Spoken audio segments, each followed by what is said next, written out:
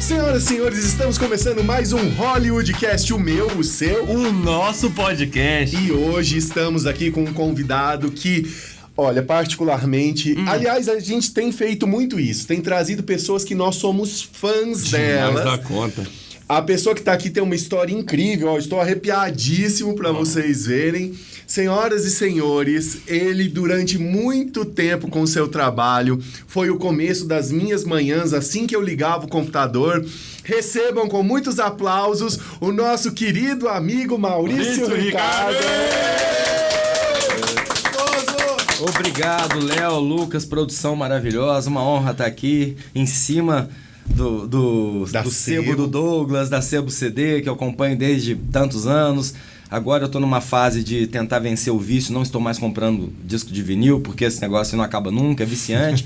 Você gasta muito tá mais errado. do que você deve. Não, eu até cheguei a fazer uma... porque o Douglas agora tem um... Eu cheguei a botar no meu... Eu fiz no meu Insta uma musiquinha que eu fiz do cara viciado em vinil tal, e na comunidade do vinil o negócio pegou legal. Pois é, e aí você tem que lembrar que o Douglas tem um filho pequeno pra criar. Como é que você acaba com esse vício agora? Não, ele não tem que acabar com o vício, ele vende, ele é traficante, ele tá vendendo o disco de vinil. Não, mas o seu vício, como é que você acaba com esse vício não, agora? Ainda mais, ele não gosta de arrar? A gente fez uma investigação social sobre você e você falou que você gosta de arrar. Não, na verdade ele gosta mais do Yes, que foi mas não tinha. Mas a gente não tinha disco do Yes. Então, a gente arrumou aqui do arrar. Muito obrigado. Vai ser a minha quarta cópia desse aqui. Vamos alimentar o vício dele. Não, mas a gente pode trocar. Tô brincando, eu acho que eu vou aceitar. Obrigado, gente. Não, valeu. Você fez a sua lição. O que interessa é o carinho. Você é um bosta. Eu não faço lição desde que eu terminei aqui. Não, gente, eu tô em casa. O meu presente é estar com você. Maurício, cara. Você lembra de não bater na mesa. É verdade. E aí, Maurício? O que ele não pode fazer? Bater na mesa. Nossa, é a única coisa. Era o disco e não bater na mesa. Maurício, eu acho que mais do que qualquer coisa... gente começar falando sobre o charges.com.br, porque foi um fenômeno. Começa ali no anos 2000, você já foi para capa de revista de tecnologia naquela época. Eu lembro que você tinha um alcance gigantesco. Sim. Você foi considerado, dentro de um período, um dos maiores sites de animação. Não tinha, né? Não, de humor, né? De humor. Inclusive, teve uma vez que o Jornal Globo fez, assim, as 10 pessoas mais influentes da internet. Eu fui uma delas. Você Olha só! Na capa da revista semanal de domingo do Globo. Do Globo. Esse foi o tamanho. O problema é que a internet era pequena. Então, eu falava com um público muito pequeno, porque para ter acesso à internet, você tinha que ter em casa... ou no trabalho, naquela discada ainda, no começo daquelas primeiras que não eram discadas.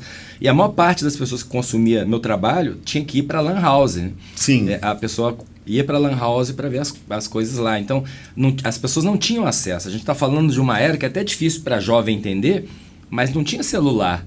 Ninguém andava com a internet no bolso. Você tinha que ir até um computador... com um tubo desse tamanho, um tubo de imagem, aquele branco. Um mouse de fio com uma bolinha que enchia de cabelo. Sim. E que você tinha que ficar tirando a bolinha e limpando, né? Sim. E se você não sabe do que eu tô falando, você não viveu isso, então não adianta nem tentar te explicar. Não sabe nem aquele barulho. Não, lá em casa, eu lembro que nessa época lá em casa, eu sabia que o telefone iria tocar, porque começava... aí começava a tocar o telefone. Era a chamada que recebia do telefone. Era a primeira energiazinha que vinha antes de tocar, né? Exatamente. E você sabe que muito dos hábitos noturnos da galera da internet, dos gamers e tal, vem dessa origem. Porque o que acontecia a partir da meia-noite? A discagem cobrava só um pulso. Exatamente. Eu lembro disso. Eu assistia, às vezes, o seu site e também assistia aquele que era impressionante, assim. Demorava de muito pra meia-noite baixar até às 6 da manhã... você podia ficar com um pulso só. E era caro. Sim. Um pulso é o seguinte, gente. Cada 1 minuto... Cobrava um valor. Cobrava um valorzinho de centavo lá, porque a ligação tava ficando longa. Só que no montante... Outra coisa, só tinha fixo, não existia celular. E se você usasse a internet, seu telefone ficava ocupado. Então, se a sua avó precisasse de você, de madrugada, vovó passou mal de madrugada... Era um abraço. Tava vendo Kelly Key. Dando sua véia morre, porque você tava vendo Kelly Key, né? Eu lembro que eu fui baixar Saudade. Eu fui baixar uma versão pirata da música Kashmir, do Led Zeppelin, que era uma versão ao vivo, né? Eu fui dormir, deixei baixando, quando eu acordei de manhã ainda tava. Era 9 mega. Era 9 mega e durava uma noite, era impressionante. O disquete, o Lucas não vai lembrar que ele era criança. Eu tenho disquete. Era Nunca 250 mega. Era um negócio absurdo. Você carregava. Não. O de 144 era o pequeno. O outro era metade de 144, que é sempre em dobro, é 70 e qualquer coisa. 72. Muito obrigado. Eu sou de humanas. Aquele flexível, 72. E o outro 144. Não dá pra... Você comprava o Windows, ele vinha em 10 disquetes desse não flexível, menorzinho. 10 disquetes. Nossa, era uma época que talvez a juventude não ia aguentar, conhecendo o que conheceu. Mas como a gente tá aqui no Sebo CDs, eu acho que tem tudo a ver falar sobre essas coisas. Total. Tem, porque aqui a gente vive um outro momento. E, aliás, essa é uma boa pergunta. O Charges, ele é inspirado... Eu sei que os seus 2 primeiros personagens foi o Espinho e o Fimosa. Sim, fixos foram. Foram. Aham. Foi inspirado na sua vida de adolescente? Como é que foi isso? Foi sim. Foi legal porque, na época, eu comecei o Charges tarde, né? Eu já tinha... Tava na faixa dos 30 quando eu comecei a fazer eu tô fudido. O site. 30, quase 40. Não, eu tô com 62 agora. Então, eu tinha 36 na época. 36. E, então, assim, eu ainda tinha algumas recordações da minha adolescência e projetei naqueles personagens, Espinho e Fimosa. Que, inclusive, o nome deles que eu... Fora do apelido, era Paulo, Maurício, Lúcio e José, em homenagem aos meus 4 melhores amigos da época, que era o Paulo Pimenta, o Lúcio Flávio, o meu xará Maurício José, por isso que eu botei José, e quem que foi faltando? Paulo, e o Felipe, que tocava comigo no solo vertical, tal, que é uma banda dos anos 80 que a gente teve. Mas aí foi engraçado, porque quando eu estava acabando a minha inspiração meu repertório, meus filhos entraram na adolescência. Aí foi o auge, porque aí eu vi as gírias que eles estavam falando, eu consegui dar um upgrade neles. Então, isso deu uma sobrevida pro Espinho e pro Fimosa por mais uma década, pelo menos. Não, assim, a gente acompanha, eu pelo menos acompanhei muito, né? Você tem um leque imenso, não é à toa, que foi considerado durante muito tempo um dos maiores sites de humor, porque você tem um leque imenso, que eu lembro que você tem o Espinho e Fimosa fixo, depois vem Só Levando, que era uma família era um outro universo do morro, e eu achei muito engraçado, porque Uberlândia não tem morro, e você mora aqui, e aí você deve ter se inspirado lá no Rio de Janeiro, ou em outro lugar. Eu quis fazer uma coisa global, né? E é mais fácil, na época era mais fácil, até porque tinha que ter dentro do meu projeto original, tinha um chefe do crime organizado. Eu acho que para todas as situações foi uma ótima ideia, porque é muito mais fácil cercar um morro do que uma área que não tem morro, né? O morro, você cerca as entradas do morro e isola todo mundo. Não é à toa que no Rio o crime organizado toma conta num nível que cidades planas não tem. Não conseguiriam. É mais fácil você ter fuga. Então o Morro do Lamento é meio que uma representação desse universo paralelo que o crime organizado cria, onde as pessoas... Não é que o cidadão comum... ele está sendo conivente com o criminoso. Ele está vivendo sob a lei do criminoso, é diferente. É um lugar onde a legislação brasileira, que serve para mim, serve para você, não serve para ele, porque ele está abaixo da regra do dono do morro, do chefão. Se ele fala assim, 10 horas é toque de recolher, galera, ninguém põe a cara na rua, senão é pipoco, né? Sim. Então é uma outra maneira de viver. O Coisa Ruim, seu personagem, pode ser considerado um anti-herói? Ele é um anti-herói. Porque, ao mesmo tempo em que ele é horrível, ele é um assassino, ele é um traficante, ele assume esse papel de líder. Então, várias vezes ele quebra o galho das pessoas, ele tem um lado generoso dele. Então, se a gente for olhar, não é tão diferente dos reis, né? Ou dos senhores feudais, vamos colocar desse nível. Ou dos donos do bicho.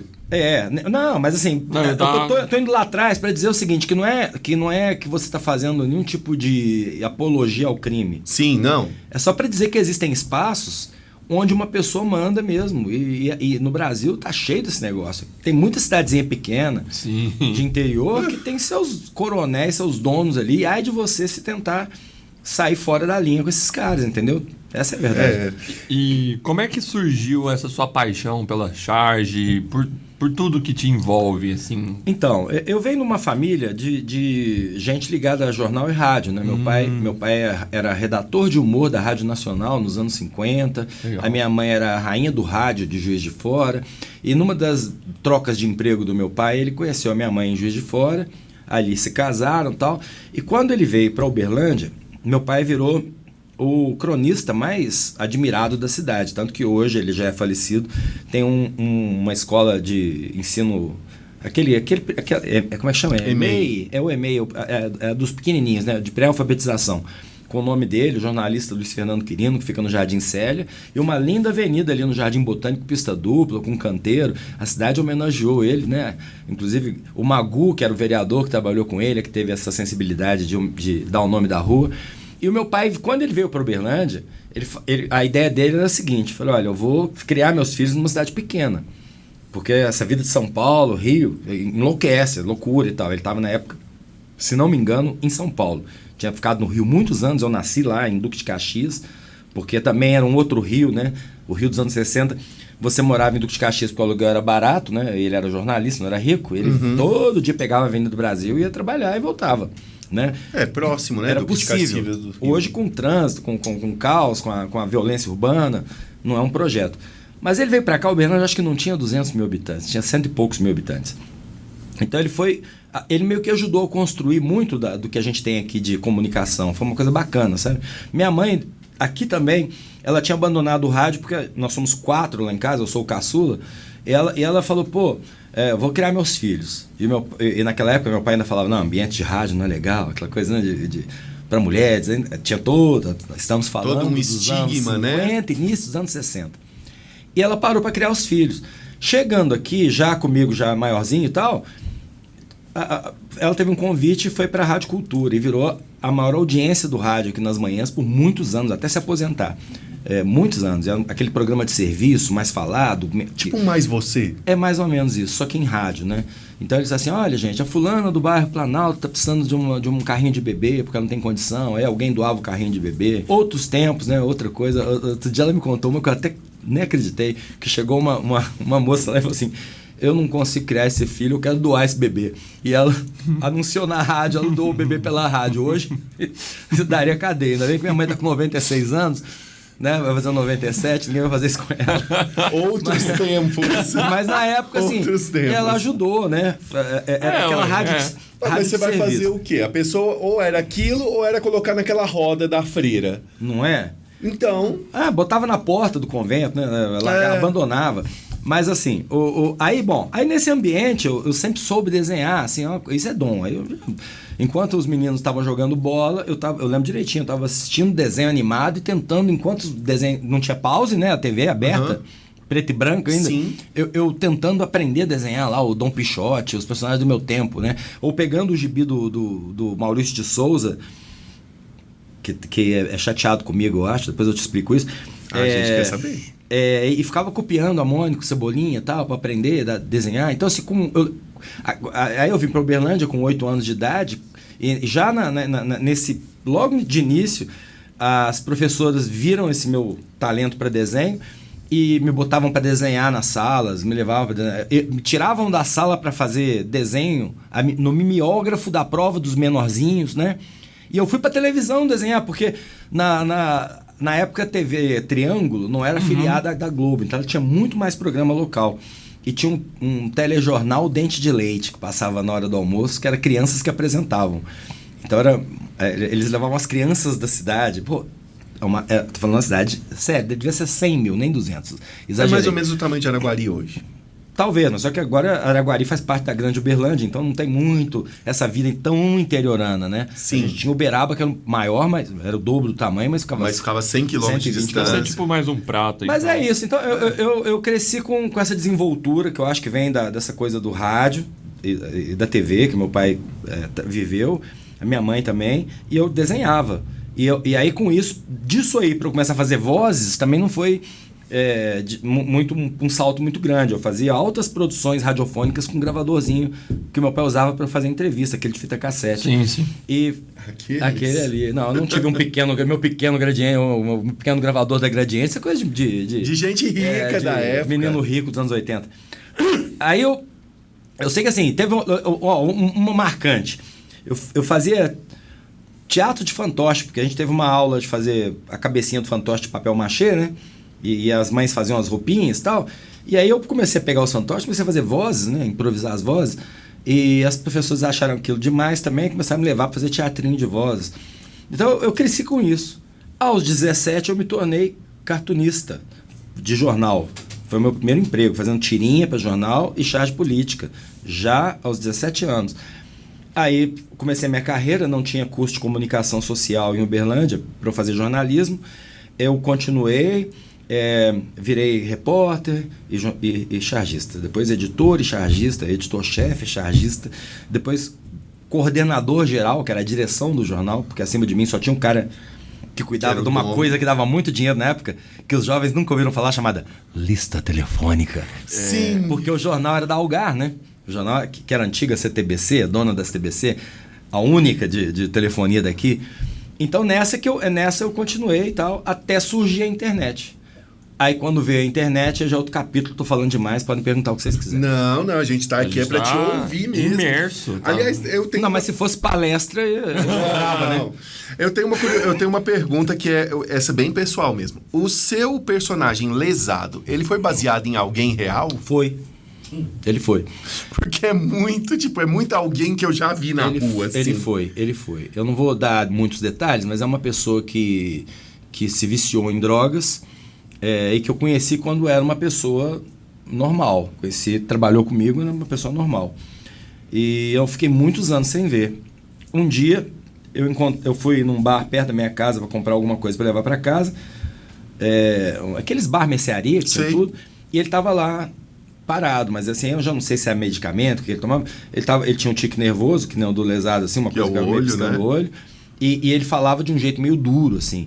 E aí é engraçado porque assim, ele foi me contar o drama dele, que ele se viciou, que ele teve que ir para a clínica de reabilitação, que ele teve muitos problemas e que ele teve surtos psicóticos e que a partir dali ele teve que tomar medicamento. Só que aquela ideia do doidão que eu tinha, né, até então, que é do cara que fala, pô, Maurício, aí eu fiquei, pô, cara, assim tal, não. Ele falava assim comigo, de um jeito duro, uma voz impostada, e eu falava, pô, cara, o cara tava muito... Zed. É um amigo nosso. Sabe, uma coisa assim meio dura, de voz impostada e... Sabe, Maurício, eu me envolvi com tóxicos e não foi legal para mim, então hoje eu tento falar para as pessoas, não mexam com isso. Aí eu falei, cara, lá na frente, o lesado não era para ser um personagem fixo. Era para ser ele ia aparecer num desenhozinho do Espinho do Fimose, que eles tinham que levar alguém para falar sobre drogas. E aí chega na hora, ele trava, ele não fala nada. E aí a piada era essa. Aí no final ele começa a falar com essa entonação pelos cotovelos, né? Só que fez tanto sucesso, todo mundo falando, cara, esse cara tem que voltar. Que eu botei ele com o olhinho meio separado, assim, e a mãozinha tremendo e tal, que cara, incorporei. Aí ele ficou amigo do... É como se ele fosse um amigo do pai dos meninos, né? Que deu uma desandada na vida, deu uma consertada à base de coisas químicas, né? E, tipo, sei lá que tipo de calmante o que ele tem que tomar. E ali ele virou um personagem fixo. Tem uma coisa que eu acho interessante, de todo o seu universo dos desenhos e etc., que é o seguinte, a impressão que eu tenho como fã, como consumidor, é que você criou um universo que seria mais ou menos o que a gente teria na televisão. Era essa a ideia mesmo ou não? Porque eu sei que você tinha um programa de entrevista com o Toby, né, que durou muitos anos, que era um personagem pequenininho que era uma mistura do Cebolinha com o Mickey. Ele era mais velho, mas aí ele tinha aquele ar infantil. Ele nasceu acidentalmente, na verdade. Também. Como que foi? Porque na época não tinha áudio nas charges. Pra vocês entenderem, na época da internet de escada, gente, um desenho animado daqueles, ele era vetorial. Eu estou entrando numa parte técnica só para explicar que ele tinha muita qualidade, mas ele era muito leve, mas ele não era um filme. Ele era um vetor. Ele rodava dentro da máquina. Que era o flash, ele rodava dentro da máquina. Então, assim, ele tinha 100 KB. Não podia ter mais do que 100 KB. Então, o áudio pesava mais do que o vídeo, se eu quisesse botar áudio. E aí você tinha que ter barra de carregamento, pedindo paciência para as pessoas, porque para carregar 100K já era muita coisa. Sim. E eu lembro que eu tinha uma sessão que era assim, você decide o final, tipo você decide da TV. Uhum. E foi naquela época das denúncias contra o Michael Jackson. Certo. E aí terminava com o Michael Jackson falando pro menininho, uma criança com um chapéuzinho de Mickey, assim, eu te amo, Toby, quer ficar comigo? E eu falei assim, todo mundo vai falar não, né? Mas o brasileiro, como sim. 90% falou que era para terminar com o Toby. E aí eu falei, agora ferrou, porque eu é uma criança, o que eu vou fazer com isso aqui? Aí eu inventei dele tirar o chapéu, mostrar que ele era calvo. E ele falou, tudo bem, porque eu sou um adulto com um problema de crescimento, com nanismo. E aí termina um final feliz, com ele se beijando no alvorecer, assim, no entardecer. Aí, cara... Viva os anos 2000. Você acredita? Aí eu cheguei e falei, velho, esse boneco também ficou muito engraçado. E todo mundo achou aquilo legal. Aí eu dei um programa de entrevista pra ele. Quando veio o áudio, logo, foi rápido, assim, tudo em 6 meses. As coisas são muito rápidas naquele início. Quando veio o áudio,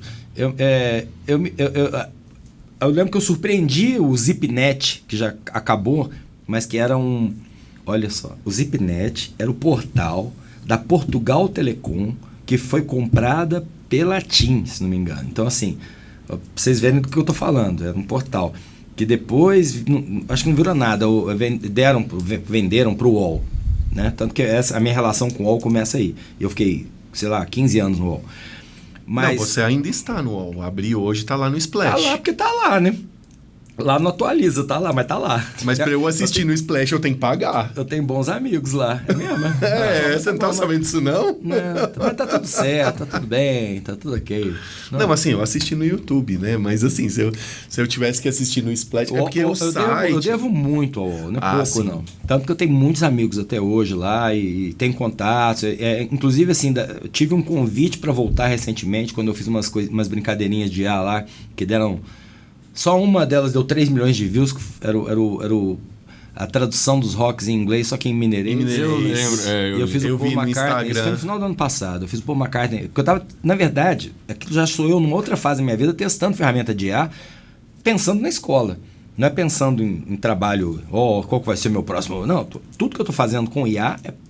Pra escola. É pra eu entender esse universo, pra eu saber pra que lado a gente vai. Porque eu cuido, segundo a minha esposa e CEO da escola, eu sou o diretor de estratégia e inovação. Então eu tenho que apontar esses caminhos para onde a gente vai. Aí quando eu fiz aquelas coisas lá, a turma do pô, Maurício, que legal, cria alguma coisa aí com IA pra gente colocar aqui e tal. Mas eu fui muito sincero, falei, cara, eu não consigo pensar hoje em dia em nada que dure mais do que 4 edições, assim...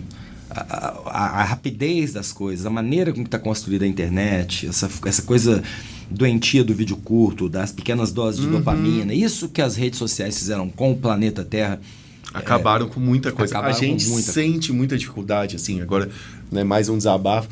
A gente sente muita dificuldade porque normalmente quem escreve os roteiros da Hollywood sou eu. Uhum. E os meninos me ajudam muito.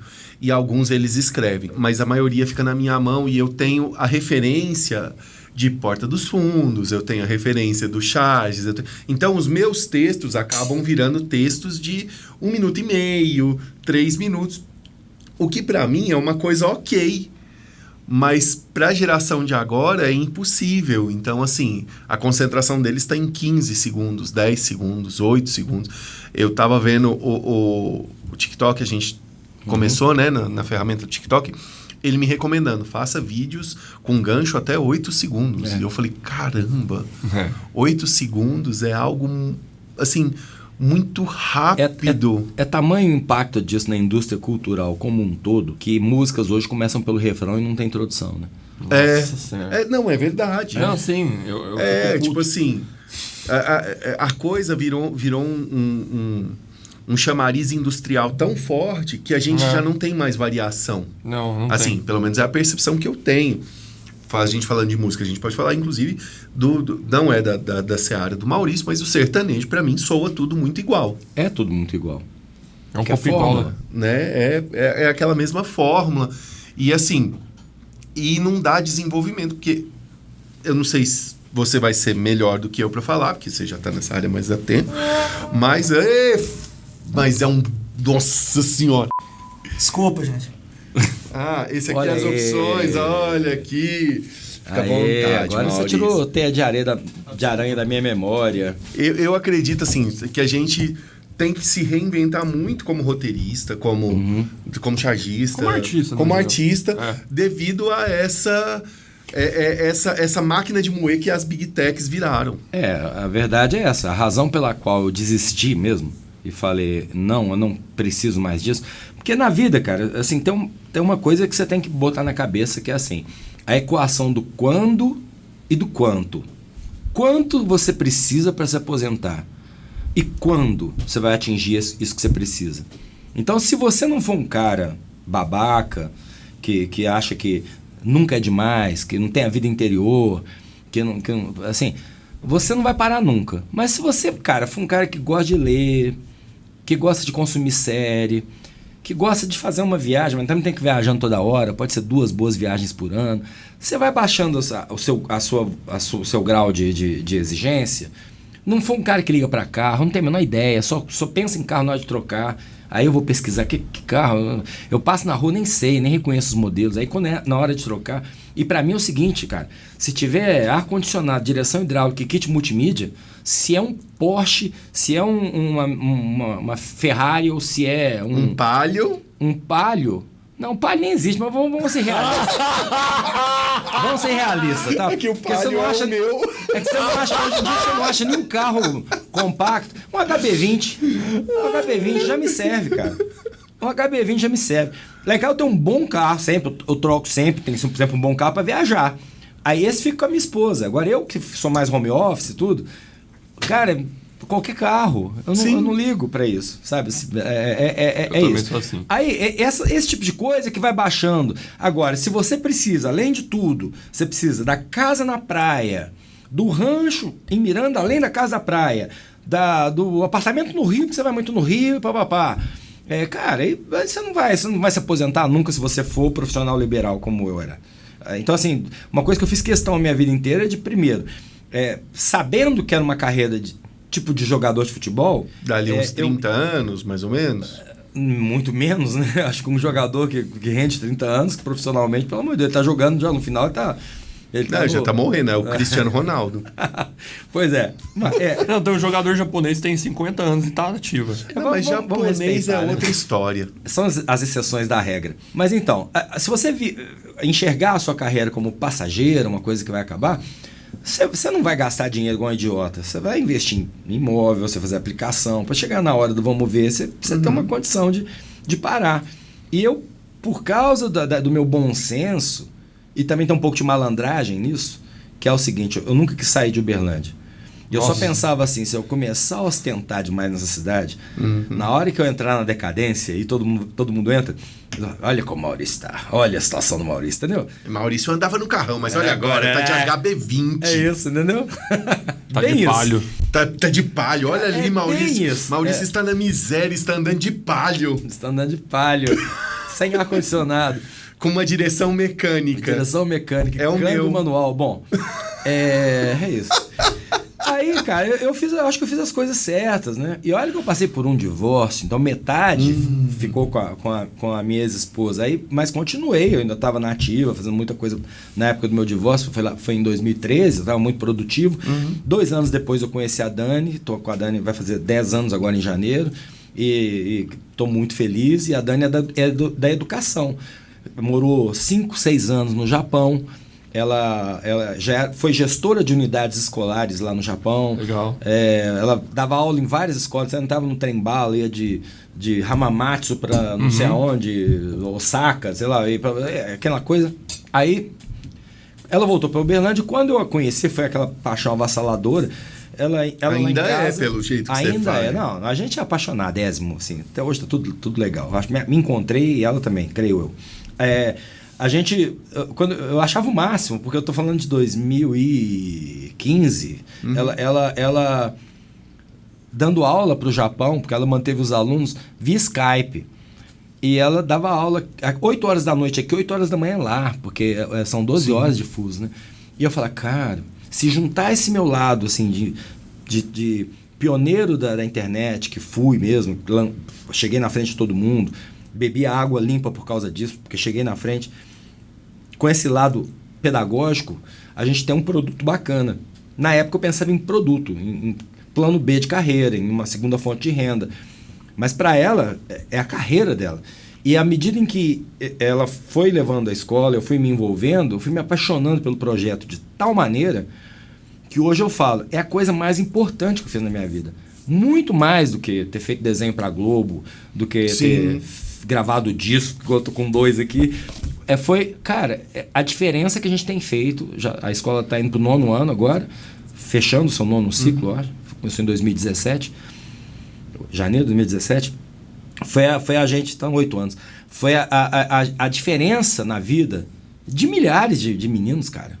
E de um jeito bacana, que já saem para o mercado de trabalho. Muitos deles com neurodivergência. Aí quando você entra nesse mundo... Aí eu fiquei tão empolgado com isso, que eu construí a sede da escola, para a escola lugar de mim. Então eu me aposentei bem, cara. Me aposentei. Bem. E a escola está muito bem também. Então, ali do lado do Saideira. Não, ali era alugado. Ah, tá. Aí agora a gente está numa sede maravilhosa, que eu te convido vocês dois, Léo e Lucas, para conhecer, claro. Do lado da Thomas Jefferson. A gente ocupa ali 1000 metros. Ali no Namorado da Colina? Ali no Namorado da Colina. Eu sou vizinho de porta da Thomas Jefferson. Ali é sede própria. Olha que bacana. Nossa, mudou muito. Sim. Não, tá muito legal lá. E o espaço é muito legal. A gente tem um quintal maravilhoso gramado, com um mural feito pela Bárbara, que é uma pintora muralista daqui de Uberlândia, muito massa. E aí tem do lado de cá assim, um molequinho assim, menos céu, ele com um celularzinho triste, mais céu com U, né? Céu com L, céu com U. Quer dizer, menos celular, mais céu. Porque não é uma escola para ensinar o moleque a ficar no celular, é ao contrário, é para fazer o uso produtivo e consciente da tecnologia. Então, assim, a gente está super realizado, a escola está voando, está indo super bem, os pais adoram, os alunos mais ainda. A gente acabou de mandar agora, hoje eu fiquei sabendo agora, que um dos nossos alunos foi aprovado no processo seletivo da ONU para trabalhar. Eu conversei com vocês mais cedo, e ele está indo para Brasília para ficar numa bolsa de 6 meses, preparando material para a COP30. Você vê um menino que entrou agora na faculdade. A nossa turminha lá da robótica, molequinhos, ficaram em primeiro lugar na etapa regional da OBR, que é a Olimpíada Brasileira, com o dobro de pontos do segundo, concorrendo com várias cidades da região, com alunos da UFO, gente muito mais velha. E os nossos menorzinhos da robótica não tiveram com quem concorrer, eles ganharam porque não tinham concorrência com eles. Então eles ganharam também medalhas de primeiro lugar por WO dos outros, entendeu? Cara, eu encho os olhos para falar dessa escola. E me deu uma outra perspectiva de vida. Aí eu olhava para a internet, e aí eu posso até entrar nesse 1 minuto aí e te explicar esse legal, mas já estou solando de novo, então eu vou dar um intervalo aqui para me perguntar o que você quiser. Na verdade, eu gostaria de parabenizar você e a sua esposa pela escola, que é uma escola de referência, assim, dá para ver que os alunos têm um resultado incrível. O meu primo Tiago, ele é um menino que ele se formou em programação na sua escola. Olha que loucura. Semana passada ele começou a postar assim nos status do WhatsApp: estou começando a fazer um jogo do zero. Hoje ele já terminou esse jogo, já está completo, já está até na Steam. Que idade tá? O Thiago tem 16 anos. Precisa falar mais alguma coisa? Thiago Parreira. É a versão... Você é foda, Thiago. Eu tenho muito orgulho de você, cara. Pra quem não conhece, é a versão do multiverso que deu certo. Ele parece muito comigo, mas só que ele deu certo na vida. Não, e aí assim... Você largaria? Se entrasse na Tech, você largaria? Você largou 6 faculdades. Eu larguei 6 faculdades. É que eu não sou muito de tecnologia. Mas eu não largaria, não. Lucas, eu acho que você tá mais próximo do Maurício Ricardo em outro ponto. Da música? Da música. Mas deixa eu falar um negócio sobre esse negócio de faculdade primeiro, eu gosto de explicar isso pros outros, porque eu acho que é uma coisa importante. Nem todo mundo está pronto para entrar no sistema educacional convencional e seguir a linha reta. Nem todo mundo está pronto para isso. Eu sou um exemplo disso. Assim. Quando chegou a minha época de entrar na faculdade, como eu falei, eu já era jornalista, já trabalhava e não tinha o curso de comunicação. Aí eu fui fazer artes. Plásticas. Na UFO. Plásticas na UFO. Porque também não tinha artes cênicas nem música. Não, aí eu fui fazer artes... E não tinha nem bacharelado, era licenciatura, para estudar para ser professor. Então eu puxei todas as matérias de artes, fiz 2 anos e meio. Na hora que entrou a parte que eu, na época, não tinha menor interesse, fui me interessar bem mais tarde, que é a parte de pedagogia e tal, aí eu larguei o curso. Aí eu falei, não, quer saber? Não, tem que ter um 2º grau aí, não, quer dizer, tem que ter um curso superior, eu não vou fazer... aí já tinha chegado o jornalismo. Eu não vou fazer jornalismo aqui na FIT, que depois virou Unitri. Virou Unitri. Porque eu que estou ensinando, os caras estão vindo ser meus estagiários, né? Foca, como a gente chamava lá dentro. Eu estava ensinando o cara a escrever um título, essas coisas. Aí falei, vou fazer história. Mas fiz 6 meses de história na UF, não gostei do curso. Aí larguei. Aí eu falei, vou fazer direito. Aí fiz 1 ano e meio, quase 2 de direito, e tive a proposta de ser editor-chefe do jornal. Eu tinha que fechar o jornal às 9, então não podia estudar à noite. Larguei tudo. Aí quando meus filhos nasceram, né, aí vieram os primeiros EADs, né, e eu falei, putz grila, esses moleques vão crescer. Aí eu comecei a pagar um mico, né? Eu ia fazer palestra no Brasil inteiro falando de internet. Ô Maurício, qual é a sua formação? Então, 3 cursos superiores incompletos não é nada, né? Aí eu falei, putz... Eu tenho 6, Maurício. Parabéns. Obrigado. Agora, se fosse nos Estados Unidos, se os 6 forem na mesma área, você poderia ter falado que você fez um programa na área de humanas e que você tem 6 anos... Quantos você fez em cada um? O jornalismo... Vamos lá. Quantos anos você gastou na faculdade? Então, vamos... Me ajuda. Ou você ficava aqui, só um mês? Aqui. Não, no jornal ele ficou 2 semanas. No teatro eu fiquei 4 semanas, porque eu entrei eu entrei 2 vezes no teatro e abandonei nas 2 semanas. Então, 4 semanas em teatro, 1 semana em publicidade, 3 semanas em relações internacionais, 1 ano e meio em jornalismo... 1 ano em psicologia. E quase 1 ano em psicologia. Mas a psicologia você largou porque você não tinha mais dinheiro para pagar. Então, mas eu cheguei a fazer 5 anos, somasse tudo. E eu falei, pô, que perda de tempo, né? 5 anos e eu não tinha um curso. Lá nos Estados Unidos você pode fazer assim. Eu fiz um programa de humanos que teve direito, artes, história, então eu sou bacharel em humanos. Eu não pude fazer isso. Aí eu só pensando, meus moleques, né, eu tenho 2. Já estão adultos. Os 2 estão, inclusive os 2 programadores. Um é professor na nossa escola e o outro é desenvolvedor numa grande empresa aí de tecnologia. Aí eu falei, cara, esses moleques vão crescendo. Eu falei, pai, você não fez faculdade, por que eu tenho que fazer? Aí eu falei, quer saber? História eu gosto. Eu tô sempre com um livro de história na cabeceira. Vou fazer uma história EAD aqui. Mas não é de bagunça, não. Eu tinha que...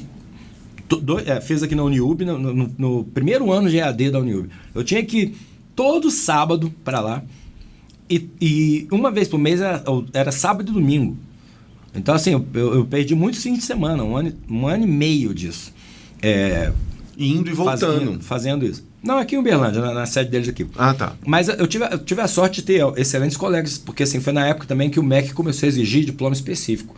Você podia ser o melhor professor, mas se você não tivesse o diploma específico da área. Então, assim, eu lembro que o Henrique, que hoje eu acho que ele é diretor do Olimpo aqui... o Henrique foi meu professor, ele era advogado na época que ele foi meu professor. E é um excelente professor de história, né? Ninguém pode falar que o cara é só o melhor na área dele. Mas foi lá, teve que fazer história. Então, o Henrique foi meu colega. E aí eu fiz história.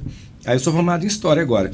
Mas eu já tinha mais de 40. Então, assim, sempre tem esperança, tá? Não, a gente acha que o Lucas em algum momento vai acontecer. Ele tem que achar... É que assim, ele... E você, qual a sua formação? Eu sou mestre em artes cênicas. Olha aí, que legal. Essa aí eu não falo muito, mas ele fala mais, fala mais. Eu tenho vergonha de falar. Eu não tenho vergonha de falar que eu abandonei as faculdades, você tem vergonha de falar que é mestre? Não é isso, o Maurício vai me entender. Quem é de verdade, assim... não precisa ficar falando também, mas exatamente. Quando tem oportunidade, bota o pau na mesa. Nossa senhora. Ele virou aqui e me perguntou o que eu sou. Mas eu não vou chegar e falar assim, olá, Maurício, tudo bem? Mas a partir de hoje você vai me chamar de mestre, Léo. Mas você é mestre e se desenvolveu mais no sentido teórico das artes cênicas ou você se considera um ator mesmo? Não, me considero um ator e um artista. Porque hoje eu trabalho aqui com o pessoal no audiovisual... faço os roteiros, a gente faz produções paralelas também de filme. Eu quero que eu vou te dar um texto curto agora e você vai ter que interpretar ele para mim sério. Beleza. Com muita dor. Tá? É um trecho da biografia do Van Gogh, interpretado pelo Kirk Douglas. Tá. E eu decorei porque eu era moleque e passava na propaganda. Perfeito. Era assim, ele falava assim: eu sou uma jaula de dúvida e fracassos. Ouça, acredite, eu estou só e com medo. Tá, então vou fazer. Eu sou uma jaula de dúvida e fracassos. Ouça, acredite, eu estou só e com medo. Eu sou uma jaula de dúvidas e fracassos. E eu estou só e com medo. Tá certo, você tirou o ouça, acredite, que é um negócio meio de dublador pra filler, né? De dublador, Não, é porque eu peguei o que você... Eu sou uma jaula. Vinagre. Você foi muito melhor que dublador. Ei, isso é um ator de verdade, cara, tá vendo? Não, é porque aí, assim, a gente faz esse trabalho. A comédia, quando a gente fala sobre ser... Comédia tem muito preconceito, no sentido assim, é qualquer coisa, é palhaçadinha. Não é. O sistema da comédia, ele é muito mais intricado, muito mais complexo do que o sistema do drama. Isso que o pessoal ainda não entendeu. Todo mundo acha que faz comédia. Eu vou contar uma história engraçada. Eu falei, vai, sobe no palco e faz a sua história engraçada. Porque você acha que quando você conta isso pros seus amigos e todo mundo ri... Vai funcionar. Vai funcionar. De stand-up. Não só de stand-up, de qualquer coisa. De comédia. E aí a pessoa chega e faz uma palestrinha, igual você estava falando. Assim, eu vou virar um Zé Palestrinha. Não. Mas a pessoa vai lá e faz uma palestra. E aí ela usa de diversos recursos de oratória para achar que encaixa. E o que ela tá fazendo é só cansar a cabeça da gente. Tipo assim, porque eu não consigo me conectar. Comédia é achar a conexão certa entre o meu humano, o seu humano e o nosso ridículo. Por isso é que o caco na comédia é tão útil. Sim. Por isso que às vezes você mexe no roteiro de um público pro outro, né? Sim, o tempo exatamente. todo. Eu não entendo disso, eu nunca me apresentei ao vivo, mas eu fiz... Eu sou ator de voz, né? Sim. 20 anos eu fiz todas aquelas vozes, todas. As femininas, as masculinas. Você nunca teve um dublador? Eu sei que você trabalhava com... Tinha um menino que eu conhecia, que trabalhava com você, que é o marido da Sara. Ele chama... É o Tony? Eu não sei se é o Tony. O da hora. É, o da hora. Sarinha. Tony da hora. Tony da hora, meu Tony grande da amigo. hora.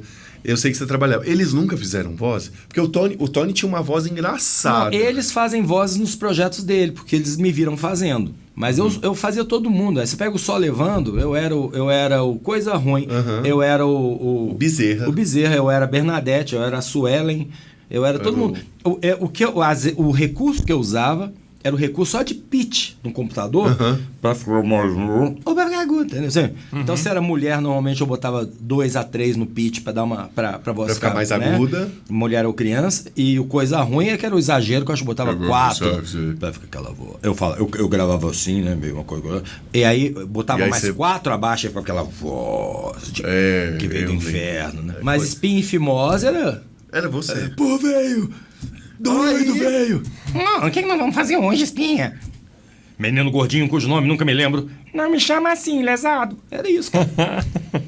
Pra você que viu ao vivo aqui, ó. Nossa, que ele foda. fazendo a dublagem ao vivo de todos os personagens. Que incrível, assim, pra mim. Deu eu lembrar, né? Eu não faço tem 5 anos. Mas por quê? Não, você falou porque você tá focado na escola, né? E aí- Então, mas eu vou te explicar. É bom que a gente volta naquele negócio que a gente tava falando da internet hoje. O que aconteceu hoje? E você falou de que 1 minuto e meio é muita coisa, né? Aí é que tá. 1 minuto e meio é muita coisa pra vídeo gratuito, que é o vídeo curto. É aquele vídeo que... Bicho, pra você ganhar dinheiro com esses vídeos curtos, sem fazer merchan, sem fazer info, você não vai ganhar. Você não vai conseguir ganhar dinheiro com aquilo. Você vai vender show. Aquilo vai ser uma forma de você ficar conhecido pra você vender seus shows. A outra forma de ganhar dinheiro, que é no YouTube apenas... É você segurando o público por o maior tempo possível. Você. Aí é que virou o problema, porque enquanto não tinha essa cobrança, cada vez que eu fazia uma charge no YouTube, porque eu comecei na época dos websites, foi quando eu ganhei muita grana, muita mesmo, porque eu tinha lá 15 milhões, 20 milhões de visualizações em 2005 e o UOL falava, não, eu vendo. Me dá aqui que eu vendo. E me dava um fixo mensal altíssimo. Sim. Então eu tinha um fixo, eu não tinha nem que me preocupar. Quanto que deu de audiência aquele mês, nem nada disso. O meu interesse era a renovação de contrato. Então eu tinha que fazer bem feito, senão não renovaria. Era uma charge por dia, né?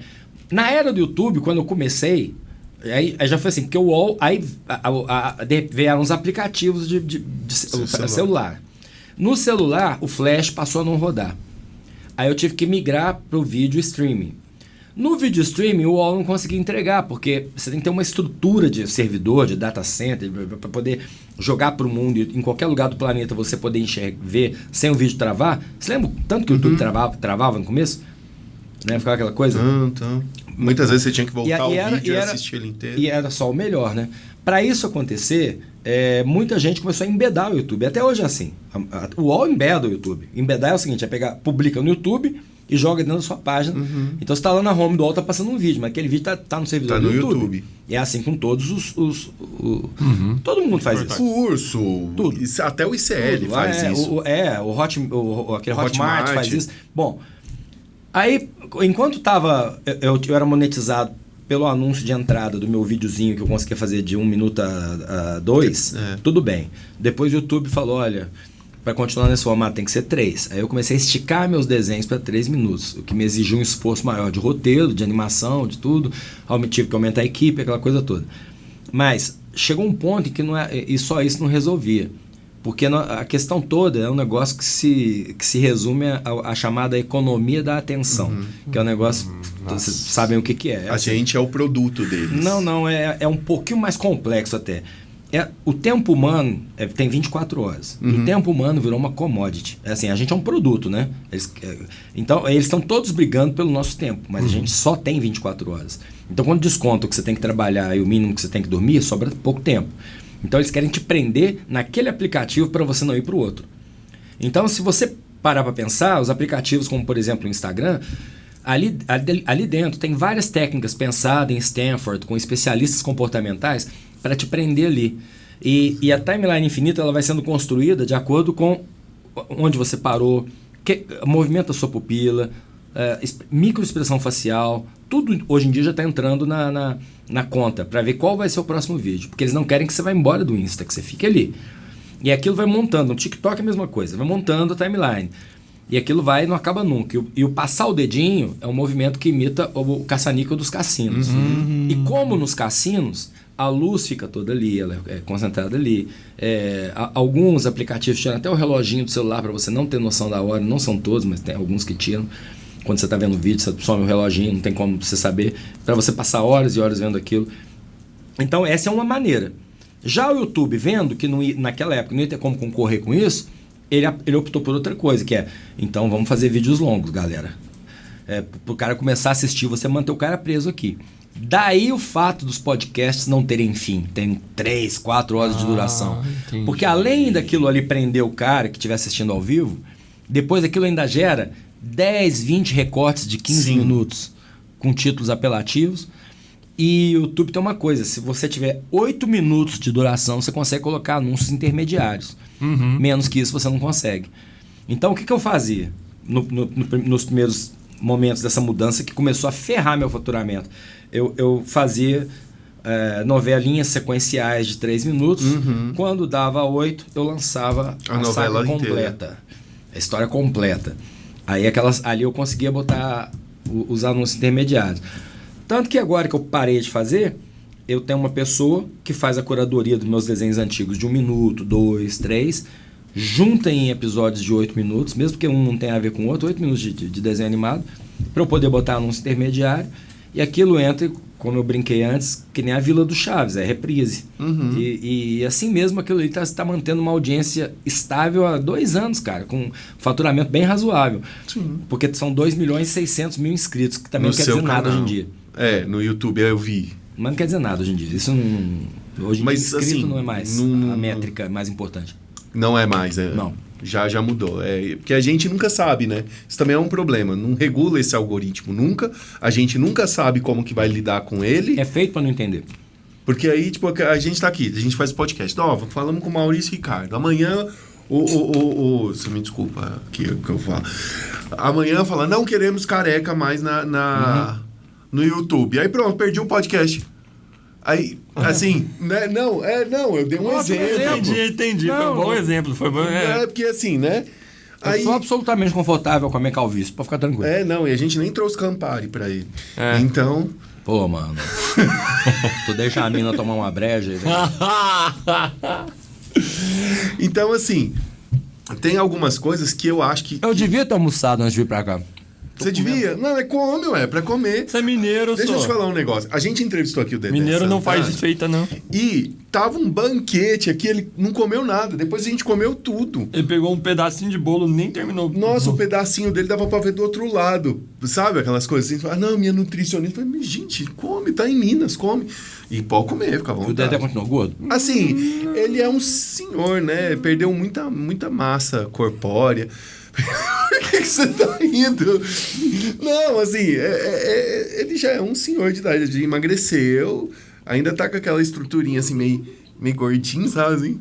Mas é um senhor, se emagrecer demais também vira só pelanca, então a gente sabe que... Eu tenho uma pergunta pra você, Maurício. Pois não, Lucas. Você nasceu no Rio de Janeiro, você falou. Aí veio pra Uberlândia, Duque de Caxias, aí veio com 8 anos de idade. Mas você se considera um berlandense? Não. Não nem perco tempo. É porque, tipo assim... O Brasil inteiro acha que eu sou mineiro, deixa eu pensar, ué.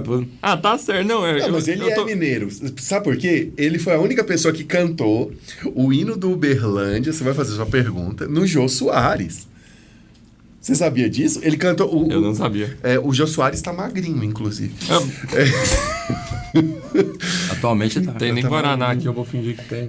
Ele cantou o hino... Agora faz sua pergunta. Guaraná, patrocina nós. Ah, vai, né? Agora, depois você fazer piada com o Jô Soares morto, falar que ele emagreceu...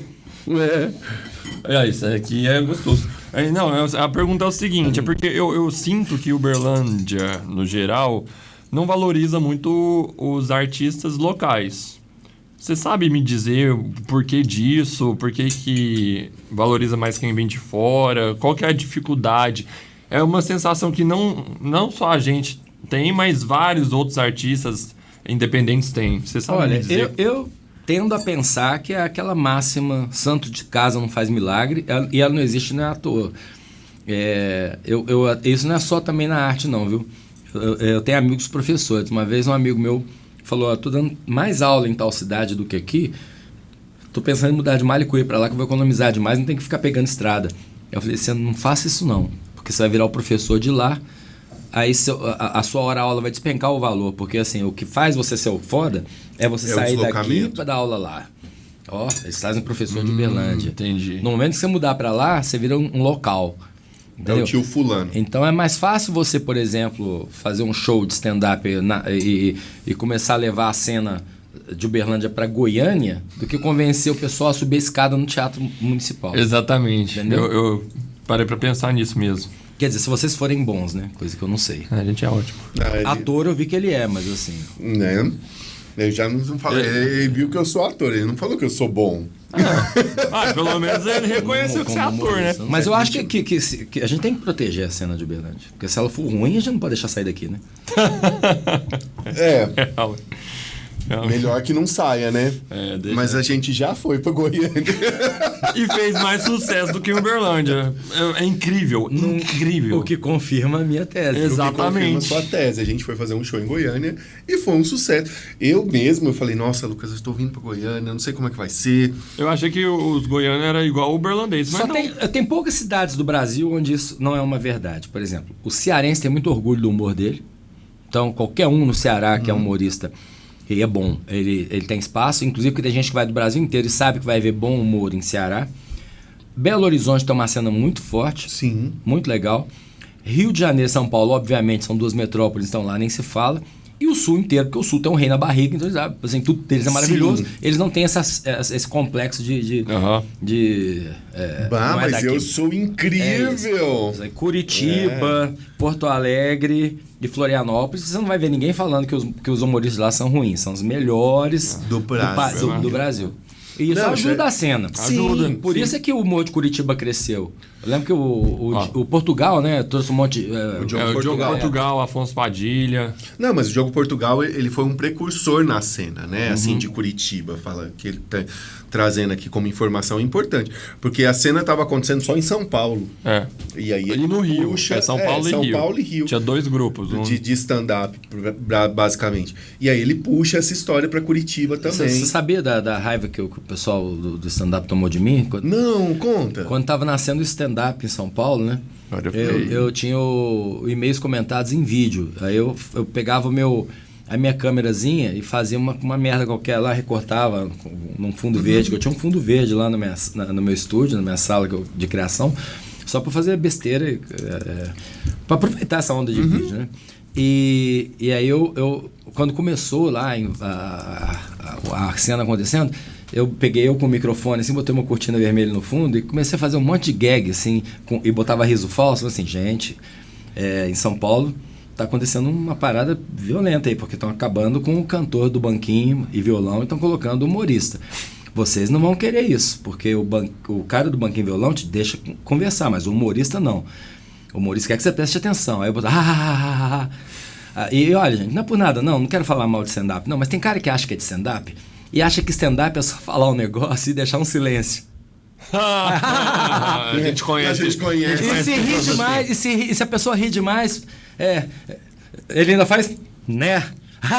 Aí eu comecei a fazer um monte de criticazinha velada à preguiça mental dos caras que escrevem roteiro para stand-up. É um vídeo de 1 minuto e meio. Aí eles tinham um fórum, né? Um fórum lá. Eu não fiquei sabendo de nada. Corte rápido. Um dia eu tô no Risadaria, vem o Rogério Morgado, que veio morar aqui depois, né? E tal. E o Rogério vindo, ai, Maurício, que vergonha. Que vergonha de você. Eu falei, por quê? Não, você não viu, não? Eu falei, não, o quê? Não chegou em você, não. A gente detonou você nos fóruns de comédia. Eu e o Gentili, nós detonamos você. Porque você tava fechando espaço pra quem tava começando. Foi que eu e o Uberlândia, Minas Gerais, fomos na porra do website. Ninguém sabe da existência de Uberlândia, mas, gente. Ó, essa é uma característica que, por favor, não tragam da cena do stand-up de São Paulo. Que goza todo mundo, tira sarro todo mundo, mas cheio de mimimi quando é com eles. Não. Nossa, o povo sensível, cara, eles são muito sensíveis. Até porque pra fechar as portas pro Morgado, pelo amor de Deus, tinha que ser um caminhão de trem pra fechar. Não é? Aquela porta, mas, nossa assim, mas senhora. eu tenho o maior carinho, assim, eu falei, cara, não... Não, a gente não tem problema de que façam piadas com a gente. Mas não liga. Não, cara, não liga. Eu tô Maurício, tem que pagar a CEMIG. Sabe aquela história? Assim, tá fazendo piada de você. Fala, então, deixa eu te falar, pagou a minha CEMIG? É a única coisa que eu só preocupo. CEMIG. Edson vendido, se pagar sua CEMIG, você não faz piada, não? Eu faço piada. Não, eu faço piada. Corte de podcast. Mas cara. Léo Sequeira é um vendido. Eu sou um vendido, sou uma puta, porque eu preciso pagar a conta. Não, eu faço piada, mas eu não tenho aquela coisa assim, por exemplo, se falar de mim, eu vou me ofender. Existe uma coisa que eu acho que na comédia existe a pessoa que faz a ofensa velada de comédia, e isso aí é ofensa. Teve essa polêmica toda, a gente nem vai entrar nessa seara, mas teve essa polêmica toda aí do Léo Lins, que dividiu a comédia, etc. Problema deles. Agora, o fato comédia sempre vai ter um ridículo para ser exposto. O que eu não gosto... Isso é o fato. Eu vou falar o seguinte. Se você quisesse... A comédia stand-up preguiçosa é aquela que não sabe rir de si mesma. Exatamente. O cara que vai num palco se achando o máximo e tirando sarro de todo mundo, menos dele mesmo, o cara que não sabe rir dele mesmo, ele é preguiçoso. Porque o texto mais difícil de construir, mas é o texto que não ofende ninguém... é quando você se coloca em primeira pessoa fazendo humor com você mesmo. Exatamente. Você consegue levar uma noite inteira desse jeito. Você não precisa ofender ninguém, você não precisa atacar minorias, não precisa fazer nada. Só fala de você, pô. Seus perrengues. Mas tem uns caras que devem se achar assim, ator da Globo, não sei o quê. Porque é ótimo apontar o dedo e fazer piada com os outros, mas com eles mesmo. Entende? Então, assim, pra mim, essa é a minha única pequena bronca. Porque eu acho que tudo evolui. Se tudo evolui, por que não o humor? E tem gente que é muito saudosa de um tempo onde você podia fazer o humor mais fácil do mundo, que é o humor da quinta série. Que é o humor do bullying, de rir do coleguinha que que é torto, porque tem problema na coluna. Entendeu? Exatamente. Não, isso aí... A Judy Carter fala que, no livro dela, ela fala que o mais importante para você criar conexão com o público é expor o seu ridículo primeiro. Porque aí depois fica fácil. Aí eu posso falar do Lula, eu posso falar de política, do Bolsonaro, eu posso falar de qualquer pessoa, eu posso falar de uma situação específica, eu posso falar de uma pessoa que foi arrombada na vida ali. A gente, né, por exemplo, você fez muito tempo charge pro Big Brother, não foi? Fiz.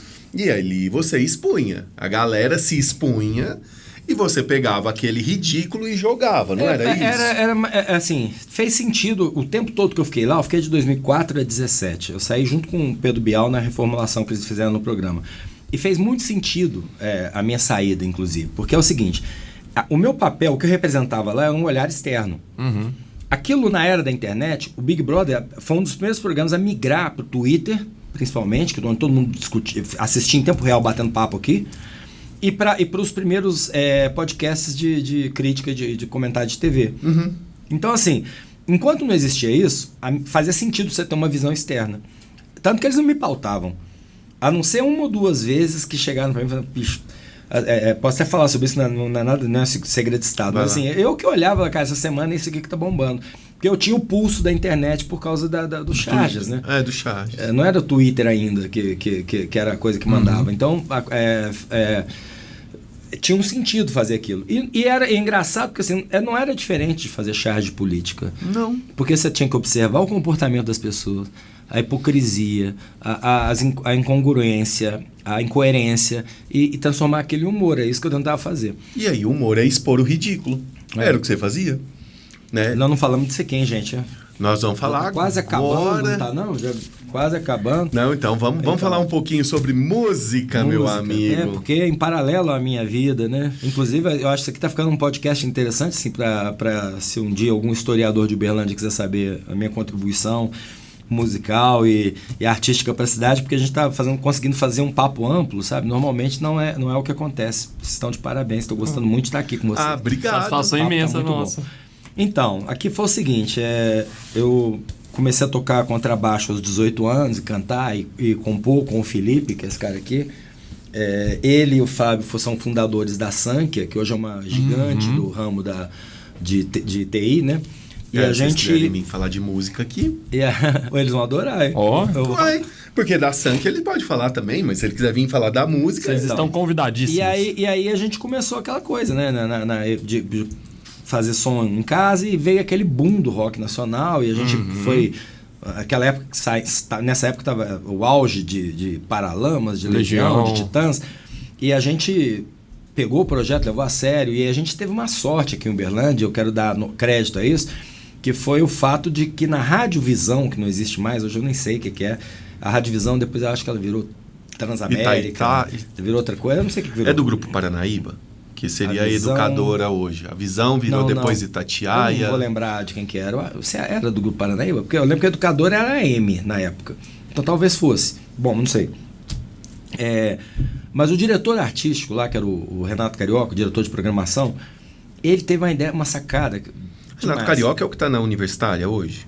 Eu não sei onde ele está. Ele estava na 1. Ele estava na 1? Ele estava na 1. Fazendo um programa só, né? Sim. Mas na época ele era o diretor de programação. E o rock bombando e as bandas daqui aparecendo com um repertório próprio. Indo para os pequenos estúdios que tinha aqui. Tinha o do Nelson Félix, tinha o da Nalva Guiar, que ficava ali subindo, ali debaixo do viaduto da Afonso Pena. Chamava Avilan, que é Nalva de trás para frente. E o pessoal indo para esses estúdios e registrando suas músicas próprias. E eles começaram aí com a fitinha lá e o cara começou a tocar as músicas da gente junto, misturado com Legião, misturado com Titãs. Legal. Tocava Legião, Paralama, metia a gente, solo vertical. Depois vinha Patrulha Cogumelo, que é outra ótima. Depois vinha o Cristal Líquido, que é outra muito legal. Adultério, as bandas da época aqui. O que ele fez? Ele criou uma cena local de rock, que aí quando chegava assim, uma vez por mês, sei lá, ele fazia o rock na praça, o rock no Ubershopping, já tinha os patrocinadores da rádio, e nós íamos todos tocar no palco, gratuitamente, obviamente, para divulgar o trabalho e agradecer por ele ter tocado as músicas, porque com isso abria um monte de lugar para a gente tocar pago, né? e a gente ia lá e fazia aqueles shows. Então, pro cara que era daqui, ele não sabia que ele estava vendo só banda local. E os que sabiam gostavam. Então a gente chegou a tocar aqui para públicos de 3, 4, 5 mil pessoas. Uma vez que a gente fez aqui na Praça do Rosário, esses shows coletivos, lotou. E aí a gente gravou esse disco aqui no Estúdio Avalon, é o primeiro. Eu dei pra Kátia esse aqui, olha. Inclusive dedicatória, 16 de 2 de 1990. Não sei qual Kátia, mas a Kátia passou pra frente. A Kátia vendeu aqui na Sebo. Kátia, olha o seu negócio fazendo sucesso. Esse disco aqui foi patrocinado inteirinho pela Dona Edir, já falecida, mãe do Felipe e do Fábio. Porque eles tinham perdido o pai também muito cedo. O Calixto, que era uma pessoa muito querida, morreu aos 49 anos.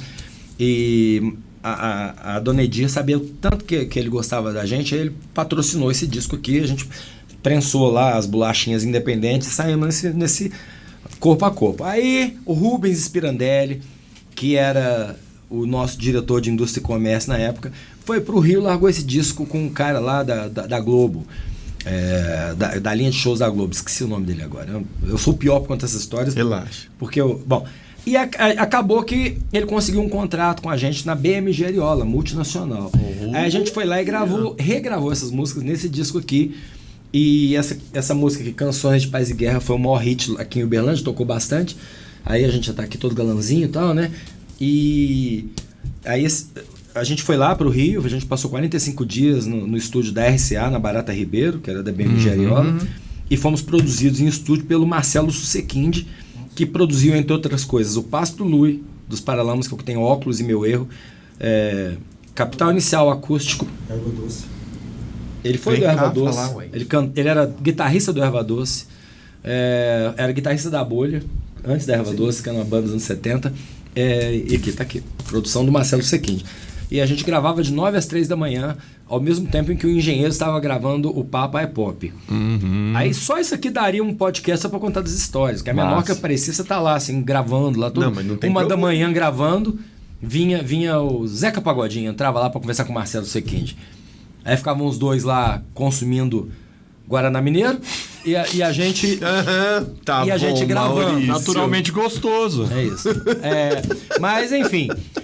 Só que, lamentavelmente, eu acho, quando a gente acabou a gravação e foi para distribuir, a onda já era outra, isso que é 91.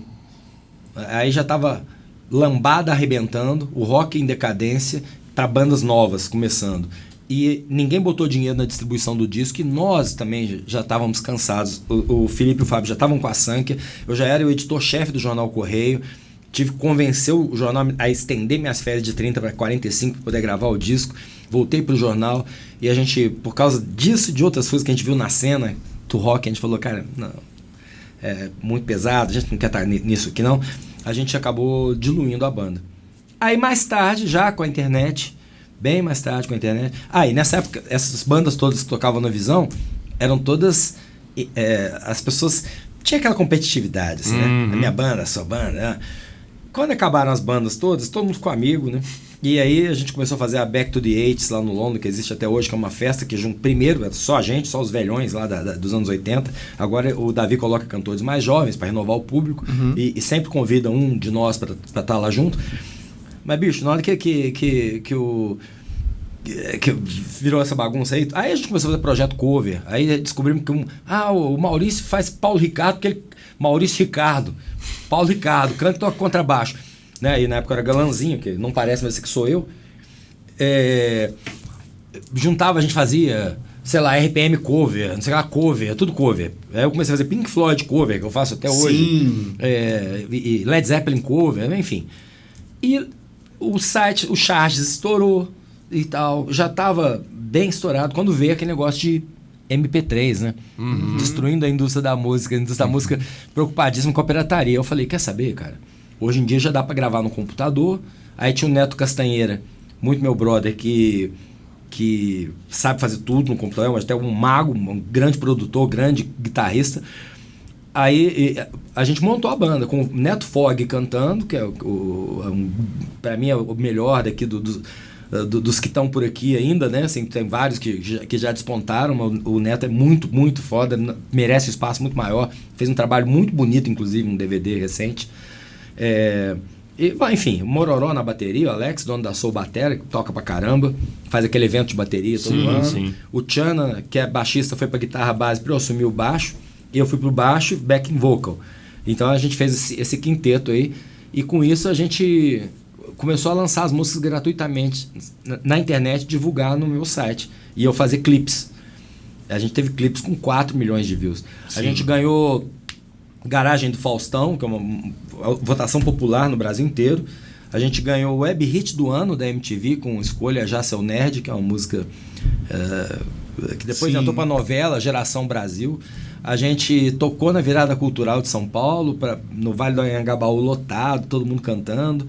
Depois disso o Castanheira saiu, entrou o Xande Vendt, grande guitarrista e produtor. Aí a gente fez Luke, Eu Sou Seu Pai, que é em cima da marcha imperial do John Williams. Você tem que conhecer essa música. Bom, enfim. E eu vivi uma experiência com a música que, lamentavelmente, eu não consegui viver com o solo vertical, que foi essa coisa de viajar, tocar em Brasília, Rio, São Paulo, chegar aos lugares lotados, pessoal... né? O santo de casa não faz milagre como faz lá fora, né? Mas a gente fez um milagre bem legal aqui nessa época. Depois os Seminovos foi no Faustão, como você falou, ganhou o Garagem. Você acredita que esse impulsionamento dos Seminovos foi por conta do site do Charges ou não? Não, foi assim. Tipo, ele inclusive, teve a história dele. A história é real. Eu tô velho demais pra mentir, cara. Eu não ia chegar aqui no seu podcast e falar uma coisa que não for 100% a verdade. Cara, eu tô na minha casa, eu já fazia charge pro Big Brother. Isso foi em 2010, por aí, eu acho. De repente, me toca o telefone, alguém falando assim: liga a TV agora que vocês estão passando no Faustão. Eu liguei, tá o nosso clipe, que eu fazia os clipezinhos, tudo assim, bem tosco. Ou fazia desenhos, aí ficavam bonitos, bem feitos. Ou era clipe tosco com a gente. E eu lembro que esse Escolha Já Seu Nerd, eu falei pros caras assim, cara, lancei a música e virei pro público do chat, manda vídeo seu cantando a música, eu vou editar, vou botar um pedacinho de cada um cantando a música, uma coisa assim. O clipe lá, eu falei, como? Aí tava lá concorrendo. Como é que chama a cidade do Roberto Carlos lá? O Roberto Carlos é de... Não sei. Enfim... Cachoeiro do Itapemirim? Cachoeiro do Itapemirim. Eu só pensei em Piratas do Caribe. Desculpa. Mas muito parecido. Piratas do Caribe com Cachoeiro do Itapemirim. Não, é por causa de outra coisa. Continue, Maurício. Bom, aí cara, eu falei, agora, né? Assim, a gente ganhou. Aí eu falei, pô, que situação, velho. Vão achar que isso aqui é vão achar que isso aqui é a maior picaretagem, e tal. que eu usei influência pra isso. E eu mais preocupado em cuidar da minha carreira com as charges e tudo, né? E, cara, eu sei que eu cheguei lá e eu entendi porque que o Faustão, na época, já ganhava 1 milhão de reais por mês, né? Porque ele começou... E agora, quem ganhou aqui a garagem do Faustão? Seminovos. Quem foi um fã de Cachoeiro de Itapemirim que escreveu...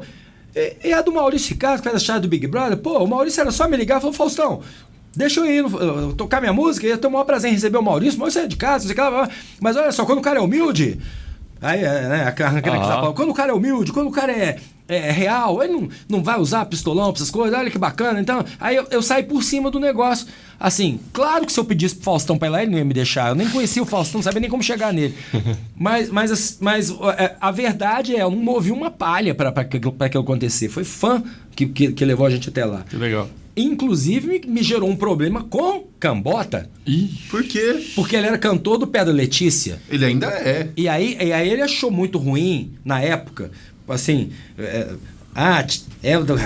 É o cara da Globo, não sei o que lá, no Orkut, né? Aquelas coisas de grupinho de Orkut e tal. Depois ele veio aqui fazer uma apresentação aqui, até numa rua aqui no bairro, uma dessas paralelas aqui.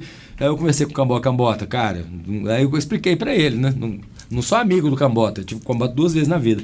Mas, pelo menos, tive a chance de esclarecer que não fui eu que fiz aquilo. Não, mas é mesmo. A gente sabe que quando a pessoa compra o espaço, ela desembolsa uma boa grana, porque a gente vê a qualidade da pessoa.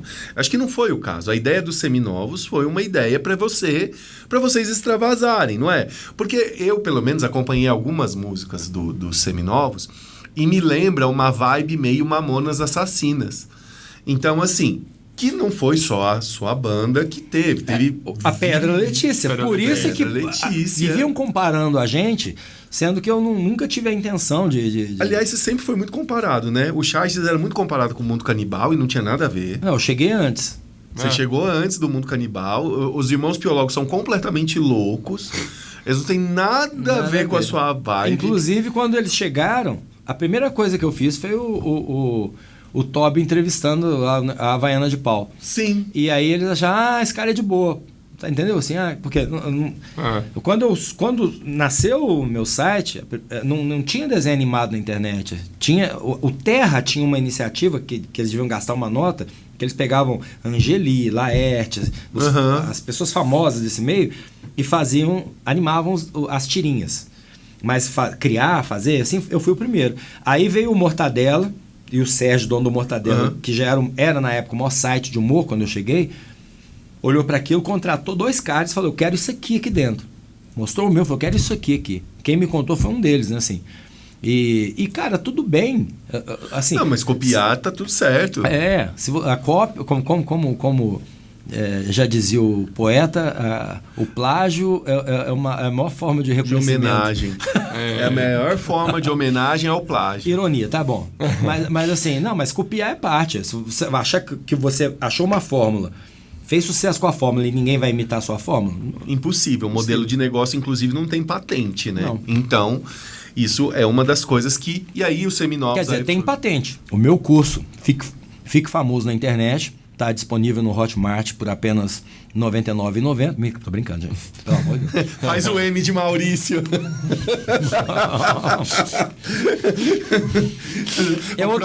O próximo vai ser o Maurício lá naquele... Como é que chama aquele programa? 30 contra não sei quem. Né? Vai ser o Maurício falando de como o curso que vem de curso para curso é o maior sucesso da internet. Isso aí é uma picaretagem, filho da mãe. Falar de curso, fala um pouquinho da Techers pra gente. Você sempre teve ligado à tecnologia, isso é um fato. A primeira coisa que tem que ficar bem claro, para quem me ouviu falar isso tudo, é que, obviamente, eu não sou a pessoa à frente da Techers. À frente da Techers está a Daniela Akemi.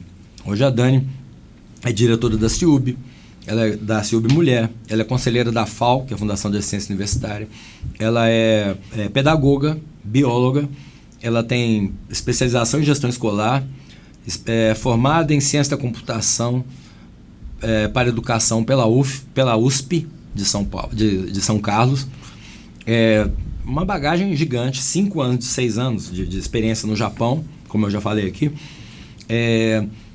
E foi por isso que eu investi no projeto. A escola é dela. Você vai dizer, o que esse humorista está ensinando para os outros? Né? Cantor, humorista, e agora...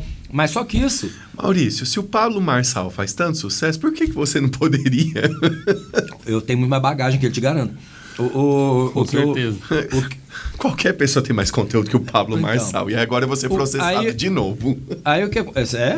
Já foi processado por ele? Não.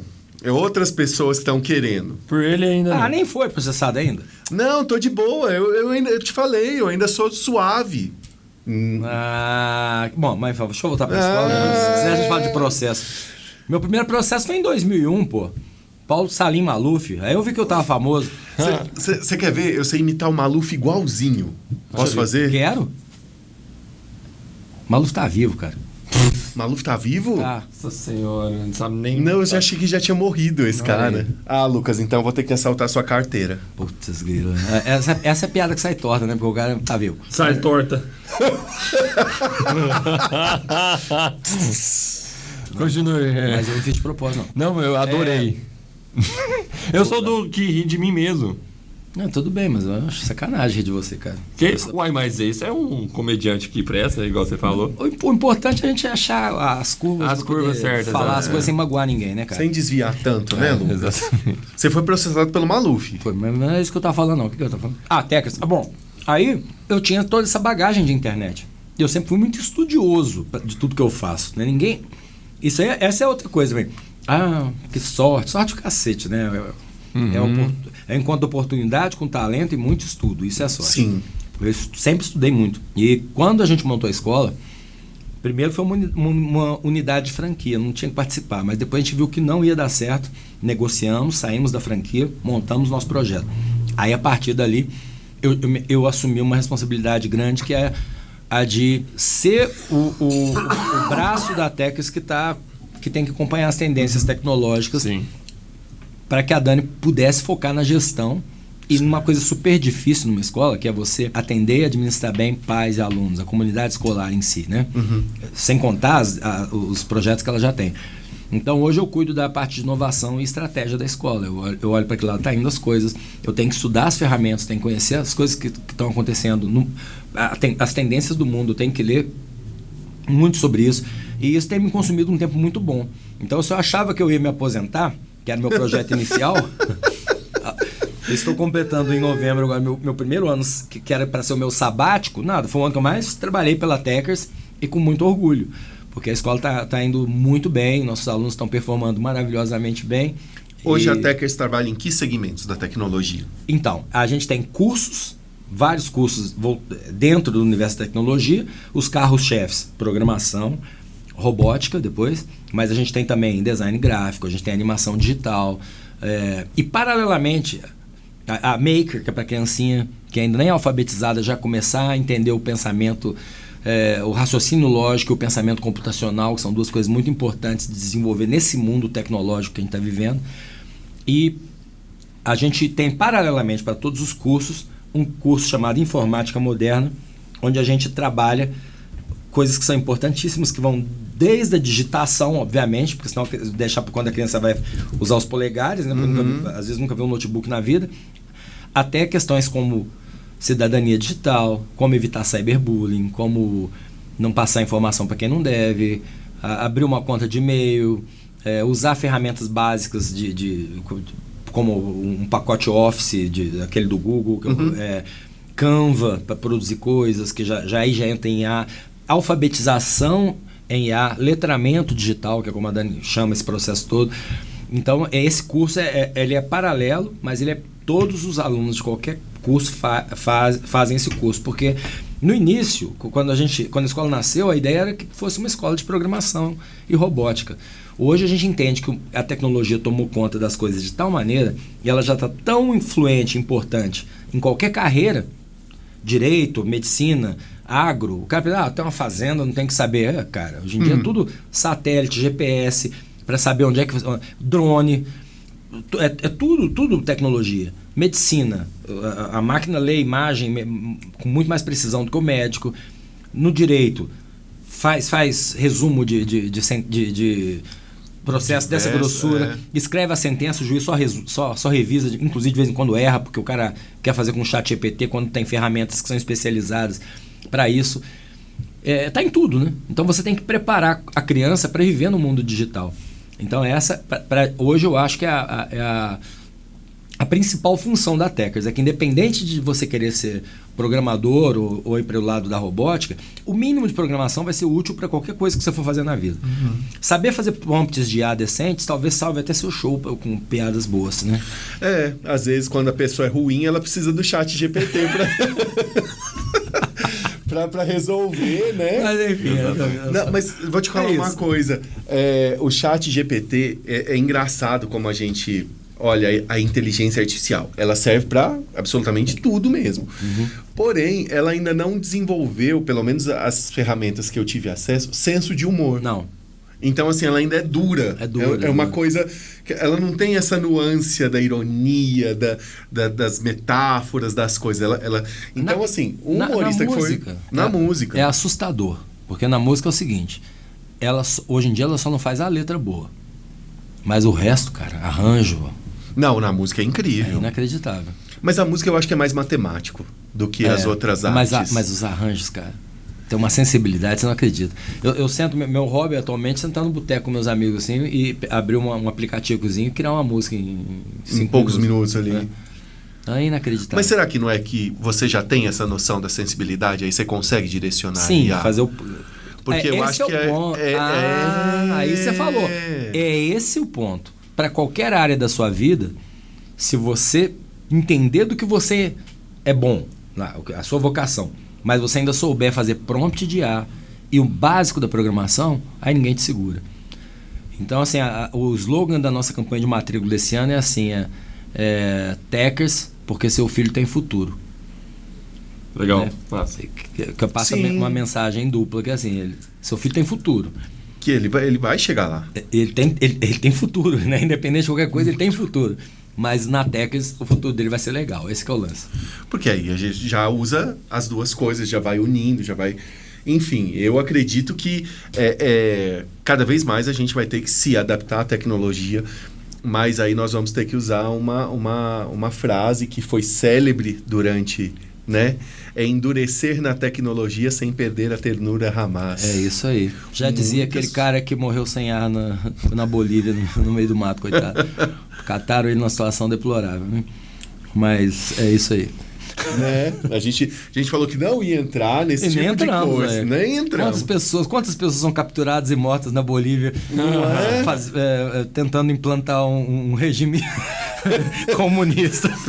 São algumas. O acontece todo dia. Que isso? Bolívia tá ali, é pra isso. Você mascou uma folha de coca, tá na Bolívia. Onde vocês esperam chegar com o projeto de humor de vocês, stand-up? E o que vocês estão fazendo? Qual o projeto? Qual é o plano? Então vamos lá, né? Quer falar você primeiro? Que eu já falei mais, aí depois eu falo a minha parte. Você fala muito, Losquia. Não, onde nós queremos chegar, cara, eu vou falar particularmente de mim nesse caso. O Léo vai falar do caso dele, mas a comédia, pra mim, é o que me faz ter um sentido na vida.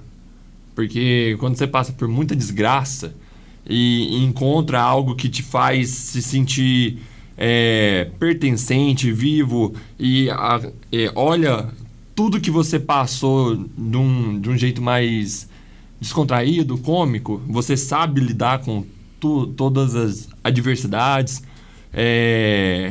Eu quero chegar num lugar que eu me sinta realizado e cada dia mais que passa eu vou conquistando as coisas que eu sempre quis. Não é fácil, porque não depende só de mim, depende das outras pessoas também, para dar oportunidade, para parar e olhar o seu projeto, ou te dar um feedback, ou abrir as portas. Então eu quero chegar num lugar que eu fale, porra, valeu a pena eu bater de frente com o mundo inteiro que falava que eu não iria chegar a lugar nenhum. Não para provar para as outras pessoas, mas para comprovar aquilo que eu decidi para minha vida. Que bonito, cara. Obrigado.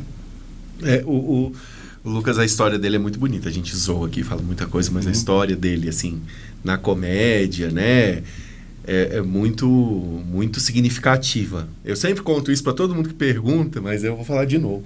Pode falar. Quando eu criei a Hollywood, que foram 4 pessoas que criaram a Hollywood, ficou só eu. Criamos eu, Diego Nobre, que é iluminador aqui na cidade, o Ricardo Durão, que é técnico de som, e a Aline Rodrigues, que na época era minha namorada. E a gente embarcou nessa loucura, vamos criar uma loucura de comédia, pós-pandemia, vamos. Foi isso, foram 4 malucos que decidiram ir. E aí a gente foi tentando achar um nome, falou, a gente precisa de um nome que seja legal, tanto dentro de Uberlândia quanto fora de Uberlândia. Um que faça sentido aqui dentro e fora. E aí a gente aportuguesou a história de Hollywood, porque a gente queria viver uma história de Hollywood. Uhum. Né? Aquelas histórias lindas que Hollywood conta. E aí o Lucas foi uma das primeiras pessoas que fez teste na Hollywood para entrar. E aí ele chegou... Eu sempre sonhei em ser comediante. Antes de conhecer a Hollywood, eu já tinha 7 anos estudando todos os dias comédia. Todos os dias. E aí ele chegou e as primeiras falas dele foi assim, antes de apresentar o texto. Eu passei a madrugada inteira escrevendo isso, e se isso não der certo, eu me mato. Aí eu olhei pros meninos assim... Ainda bem que você riu, viu? É estratégia. O conceito de estratégia. Strategy em grego. Estratégia em espanhol. E assim... Estratégia. Eu olhei pros meninos, os meninos olharam pra mim e eu falei, bom, Se você passou a noite inteira escrevendo, sou todo ouvidos. E aí, assim, ele fez um teste de mediano para ruim. Seu cu. Não foi, Lucas, foi mesmo. Foi um teste de mediano para ruim, estava começando. É verdade. Normal, todo mundo que começa é assim. Aí eu falei, gente, vamos ser sinceros, o menino passou a noite inteira escrevendo. É que eu nunca... Por que não? Por que não a gente abrir essa oportunidade e deixar ele brilhar do jeito que ele pode brilhar? Não, nesse caso foi o seguinte, por mais que eu passei 7 anos estudando comédia, mas toda vez que eu escrevia, eu sempre ia para um lado depressivo, eu não conseguia botar o punch, entendeu? Sempre era mais um desabafo do que... E eu não conseguia escrever em estrutura de comédia, mas nesse tempo, nessa madrugada que eu passei, da meia-noite até às 6 horas da manhã, foi igual o Chico Xavier, foi psicografando assim. Começou a ter umas noçõezinhas e tal, mas na hora que eu fui apresentar, eu ainda não tinha ritmo. É que você não sabia que era um espírito obsessor que tava zoando com você. Pronto. Ele achou a resposta. A resposta então não é ruim mediano, não. É questão de obsessor. É um espírito zombeteiro que fez isso com você. Exatamente. É minha depressão. Deixa eu convencer esse cara de que ele é engraçado. Cuidado com esse negócio de Chico Xavier, viu? O próximo teste que eu for fazer seu vai ser numa mesa branca. Não, eu passei na Hollywood, então não preciso da mesa branca. Exatamente. E aí, Maurício? Então quem quer levar o peso de uma morte nas costas também, né? Não, pelo amor de Deus. Nossa, até importa. E assim, eu vi que a fala era séria. Não é aquele tipo que a gente, quando é ator, você sabe identificar quando a pessoa tá só barulhando. Eu vou me matar. Então vai, filho. Você realmente joga aqui, prédio, ponte, pula. Não. Era da minha alma mesmo. Porque uma coisa. Ou era comédia ou era nada. Eu já tenho uma história diferente. Eu já tenho uma história com a comédia que vem de outro lugar. Eu formei em artes cênicas aqui na UFO e como qualquer pessoa que é ator, quer estar aonde? No palco. No palco, na televisão, nos filmes. Só que meu pai adoeceu. E aí eu tinha 2 opções. Ou eu cuidava e ajudava a cuidar dele na época da doença, ou eu ia embora e ia fazer minhas coisas. E aí eu fiz a primeira opção. E isso me custou muito, muito. Não muito no sentido de filho, mas muito no sentido profissional. Quando veio a pandemia, eu era professor numa escola evangélica. E aí foi passando a pandemia, eu tive Covid 11 vezes na época de pandemia. É só usar a máscara. Não, quando você volta da aula... O cara botava máscara no olho. Não, eu botava a máscara certinho, mas você volta, você sabe. Você se vacinou? Vacinei, sim, não. Eu tava muito relutante em voltar da aula sem a vacina. Então, eu só voltei pra escola mesmo depois da primeira dose. Mas mesmo assim, eu fui pegando. Mas que bom que você tinha vacinado. Né? Você tinha a propensão a pegar o vírus? Teve um colega meu que faleceu, que era professor também, era dançarino e faleceu. E aí, Maurício, eu falei, cara, eu acho que eu preciso botar essas minhas coisas pra fora, sabe? Eu não quero ser dramático, eu não quero ter esse papel de vítima, eu quero rir.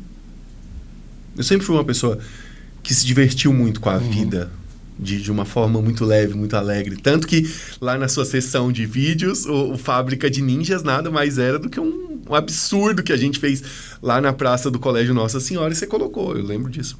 Com muito carinho, inclusive. E aí eu falei, vamos fazer stand-up, vamos aprender a fazer esse negócio, vamos fazer essa coisa acontecer. E eu confesso pra você que naquela época eu só queria fazer comédia. Hoje... É verdade. Você só queria fazer comédia. Hoje eu já carrego a responsabilidade do sonho de uma galera nas costas. Nossa, pesado. Nossa vida é um drama, velho. Às vezes assim... A gente ainda tem que responder a segunda pergunta, que fez 2. Qual que era a outra? A outra é, primeiramente, aonde a gente quer chegar e como é que é os nossos projetos. Aí que vai. Agora já vou aproveitar e já vou elencar uma na outra. Então, assim, eu carregar esse sonho do pessoal é brabo pra mim. São quantas pessoas hoje? Hoje é o Lucas, tem o Wallace aqui, do editor, que faz parte, né? O Zed, o Aí Rildo, no palco e o Guto. são tem mais um. No palco são o Lucas, o Rildo, o Zed, o Guto e ele chama Cid, mas o nome dele é Renato, né? É o gordão da Porta do Caos. Aí, é verdade, ele comentou comigo ontem que ele queria. E é muito legal ver o olho da pessoa brilhando, falando então, sobre o amor palco da nós arte, somos 6. E aí tem a galera que vai e volta da Hollywood. Então tem o Nego Jão que vai e volta. O Nego Jão tá no seriado, inclusive. Tem pessoas que vão encostando, os meninos aqui da equipe do podcast. Então, a gente, ao todo, assim, principais somos em umas 12 pessoas. Então, são 12 pessoas ali. Gabriel, Bela. Exatamente. Eu tô contando com eles todos. Nós temos até no nosso show um intérprete de Libras, que é o Anderson. Olha que legal. Sim, então, assim, o show aqui em Uberlândia, quando é o nosso show de stand-up, a gente tem um intérprete de Libras. É muito legal. Então, acaba que se a pessoa que tem surdez, né? Não sei se é assim que fala, mas... Deficiência auditiva. Quiser ir no show, ela tá convidadíssima. E os projetos, onde a gente quer chegar? A gente quer chegar onde é possível, né? Então, assim, a gente faz seriado, a gente faz o podcast, a gente quer ter a visibilidade que a gente almeja. Eu acho que então, merece, assim, porque... aqui na cidade, por exemplo, a gente já viu no nosso canal no Instagram e aqui no YouTube, a gente faz sketches bacanas, a gente sabe da qualidade do que faz, assim. Com um pouco que a gente tem, não é nada. Se você tá nesse meio, você sabe que nada é sempre o melhor. Mas dentro das possibilidades que a gente tem, a gente é ousado. Faz o humor bacana. Traz o riso pro público. Identificação das pessoas. Traz a identificação das pessoas. Já teve uma história rapidinho mesmo. A gente foi fazer um show em Araguari, foi o último show que a gente foi fazer em Araguari. Aí, assim que a gente chegou em Araguari, tava naquela praça em frente ao Cine Teatro Rex. Chegou um cara e falou assim, cara, eu assisto o vídeo de vocês e me ajudou a sair da depressão. Mano, isso é foda. Olha, é lindo, né? É foda. Então a gente sabe que é capaz. E a gente gostaria muito e quer chegar em lugares de destaque. Que a gente possa apresentar o nosso trabalho sem tanto perrengue. Isso é demais. Sem sacrifícios. Bom, gente, esse foi o Hollywood com o Maurício Ricardo, tendo o prazer de entrevistar essa dupla maravilhosa aqui, tá? Que é o Leon e o Lucas. Gente, vocês sabem que vocês são os nossos convidados aqui. Quando quiserem voltar... Nossa, imensa, tá, hein? Obrigado. Foi um prazer estar com vocês aqui no nosso podcast, porque inverteu, né, o papel. E eu sei fazer o outro lado também, se precisar, porque, né... Inclusive, o Fala MR você fazia, né? Você fazia suas... Até emocionante. É hora de acabar, meu. Gente, obrigado. Eu que agradeço. Obrigado, nossa, a gente agradece muito. Pra gente foi muito incrível estar com você satisfação aqui. Imensa, assim, é uma honra. Nossa, eu particularmente acompanhava, mas acompanho ainda algumas coisas, o Charges desde 2005, que foi quando eu ganhei meu primeiro computador. Eu não comecei a acompanhar essa época porque eu tinha 4 anos, mas eu tenho várias referências também. Nossa, então quer dizer que o site nasceu antes de você? Sim. O site de 2000? É 2000 mesmo. 2000. Eu nasci em 2001, Olha só. O site o site um ano mais velho. Você é mais novo que o meu filho mais novo, cara. Olha só, rapaz. Aí, Maurício, se você quiser adotar ele não tem pai. Eu não tenho pai, Maurício.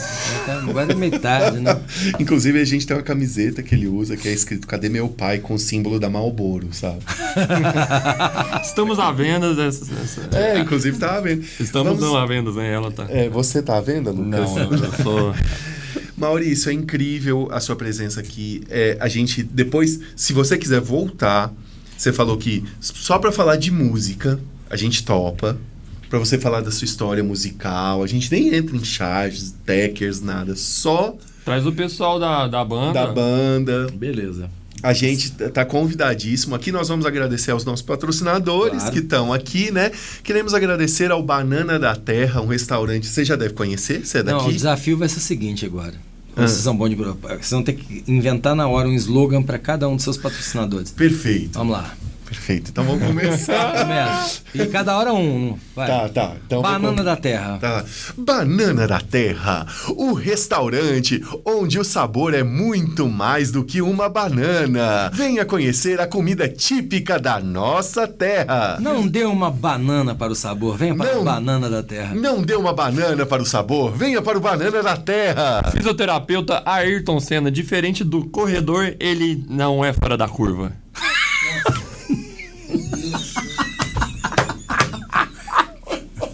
Essa ganhando, hein? Essa foi muito boa. Ó o processo.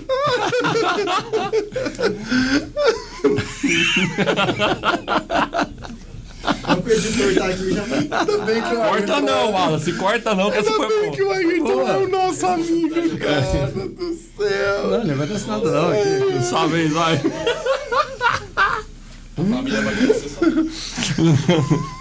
Que é a Xuxa? Não, deixa. Vamos lá. Muda de... Rock contra a fome, radical mesmo. É o rock, a fome é careta. Nossa senhora. Ele pediu. Hollywood come. Hollywood, como? Não, isso não precisa. Esse não precisa, a gente Eu já acho tá. que nem tem slogan, não, né? Em busca de Hollywood. Em busca de Hollywood é um Mas o rock contra a fome tinha que ser assim, rock contra a fome, porque só quem não passa fome no Brasil hoje em dia é sertanejo. Essa foi boa. Não, essa é crédito totalmente. Essa aqui é vai. Vai, Lucas, do caramelo. Do caramel, né? Do caramel. Você gosta de um pão de mel? Experimente lá no restaurante Caramel. Uma das melhores comidas com salmão e maracujá que fez eu e o Léo. Que isso, Lucas? Corta essa parte, Wallace. Se você quer virar um rei, a cama do Noble Sweets te espera. Venha para o Noble Sweets e seja um noble. Corri. Deixa quem nasceu pra isso. Maurício, é publicitário, não é? Noble Sweets, o hotel mais doce. Eu tô muito profundo. Sweet. Eu não nasci pra comédia stand-up. Essa não foi boa, cara. Essa foi incrível. E a última... Ou então aqui, Noble Suite. Hotel, Suite Hotel. Sweet Hotel, Sweet Dreams. Venha pra câmera do Noble Sweets e fique no Sweet Dreams. Acho bom os caras rindo, assim, não ser antipático com o convidado. Não, mas foi engraçado. Se não fosse, a gente não dava risada. Foi bom. Não, a gente daria risada, talvez. Daria, porque a gente tem um daria. pau. Lucas, vem cá. Mas a gente ri de qualquer coisa. Vem cá, Lucas. Faz uma da Sebo. Putz. É isso. É a sua loja. Acabou. Eu não sou humorista, vai lá. Tem raciocínio rápido. Vem cá. Nossa, eu pensei no trem, mas não pode. Senta aqui. Não pode. Sebos Antiguidades, onde só novo é o dono. Essa foi boa, Ah, foi bom. Eu nem falei nada. Nem falei daquelas Ou você poderia falar assim, Sebo Antiguidades, produtos muito limpinhos, porque o sebo tá aqui. Obrigado, Maurício. Vamos lá de novo. Vai. Sebo Antiguidades, onde os produtos são limpinhos, porque o sebo... Aê!